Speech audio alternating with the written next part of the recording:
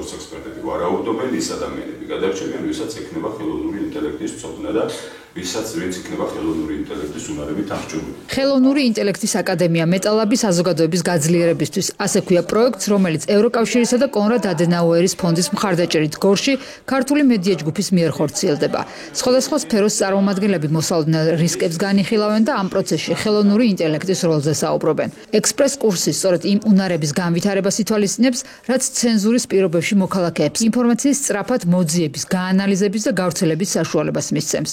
გამოწვევების პირობებში, რომლის წინაშეც დღეს დგას მედია, იგივე სამოქალაქო აქტივისტებისთვის ძალიან მნიშვნელოვანია ინფორმაციული თავისუფლება. Რა თქმა უნდა, ხელოვნური ინტელექტი არის ძალიან მნიშვნელოვანი მის შესახებ ინფორმაციის ფლობა და ასევე კიბერუსაფრთხოება, რომელსაც ასევე გავდივართ ამ კურსის ფარგლებში.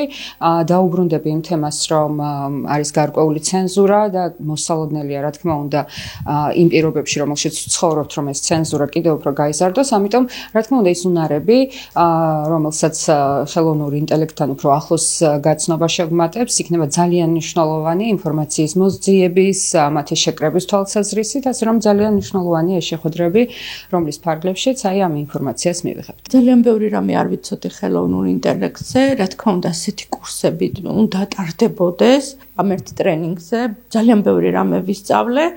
და ვფიქრობ, რომ სკოლებშიც უნდა ტარდებოდეს ესეთი ამ სახის კონკრეტულ ხელოვნურ ინტელექტზე საუბარი, რომ ახალგაზრდა თაობამ ძალიან გაიგოს, თუმცა ვიცი, რომ ისინი უფრო გარკვეულები არიან. ვართ ჰიბრიდული ომის ეპოქაში, ჩვენი მეზობელი ქვეყანა არის ამ ქვეყნის ოკუპანტი და შესაბამისად ძალიან მნიშვნელოვანია, რომ ყველამ ვიცოდეთ, როგორ მუშაობს ხელოვნური ინტელექტი, როგორ უნდა გამოვიყენოთ დეზინფორმაციასთან ბრძოლისას, გამომდინარე იქიდან, რომ ძალიან ბევრი ცრუ ინფორმაცია მოდის და სხვადასხვა არხები ამ ყველაფერს იყენებენ იმისთვის, რომ ადამიანები ტვინები გამორეცხონ.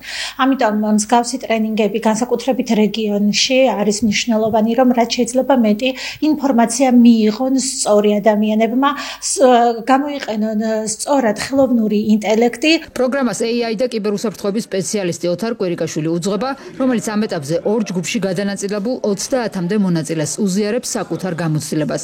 მისი უშუალო ჩართულობით პროექტის მონაწილეები შესაბამის კვლევებს მოამზადებენ, მის შედეგებს კი სპეციალურ ღონისძიებაზე მოწვეულ სტუმრებს გაუზიარებენ. დღეს ჩვენ გავიარეთ ზოგადი ხელოვნური ინტელექტი, ვისაუბრეთ რა არის დიდი ენობრივი მოდელები, რომ ადამიანებმა შეძლონ დიდი ენობრივი მოდელების გარჩევა რეალურად გენერაციული ხელოვნური ინტელექტისგან, ვისწავლეთ სხვადასხვა ხელსაწყოები, ვფიქრობთ, რომ ადამიანებს ვასწავლოთ ხელსაწყოების გამოყენება, რომელიც გაუადულებს ნავიგაციას რეალურად ცენზურის პირობებში და იმ პირობებში, რა პირობებშიც დღესდღეობით ჩვენ ვიმყოფებით. რეგიონში პირველად პროექტის ფარგლებში AI ფორუმი ჩატარდება, რომელსაც ქართული მედია ჯგუფის მიერ საფუძველი წელს ჩაეყრება და მოვლენების განვითარების შესაბამისად მომავალშიც გაგრძელდება. პროექტის ავტორების თქმით, ტექნოლოგიების განვითარებასთან ერთად საზოგადოება სულ უფრო მეტად გააანალიზებს ხელოვნური ინტელექტის როლს ყოველდღიურ ცხოვრებაში და მისი ინსტრუმენტების გამოყენების საჭიროებას.